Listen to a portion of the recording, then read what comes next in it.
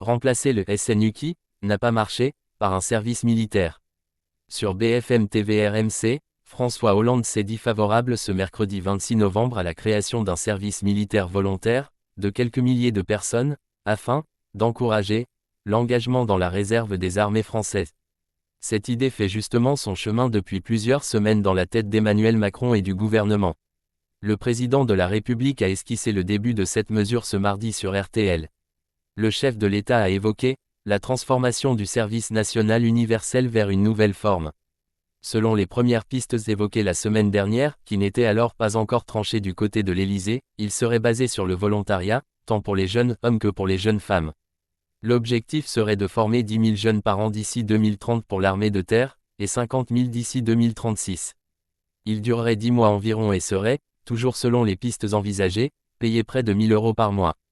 Les volontaires seraient également nourris et logés. Des annonces du président de la République sont attendues ce jeudi. Du militaire avec une dimension civique. Du côté de l'ancien locataire de l'Élysée, ce nouveau service militaire ne doit pas être un retour à la conscription quand ce fut le cas jusqu'en 1997 dans le pays. Ce n'est pas eux qui seraient dans des opérations extérieures ou des opérations militaires compliquées, explique François Hollande, estimant que notre défense ne peut pas reposer là-dessus. L'ancien président de la République imagine d'ailleurs une dimension civique à ce nouveau service militaire. Il faut permettre à des personnes qui sont volontaires de pouvoir remplir un certain nombre de tâches mais qui ne sont pas liées au combat, préconise celui qui est aujourd'hui député socialiste de Corrèze. Ce mardi, Emmanuel Macron a d'emblée rejeté l'idée confuse qui consisterait à dire qu'on va envoyer nos jeunes en Ukraine.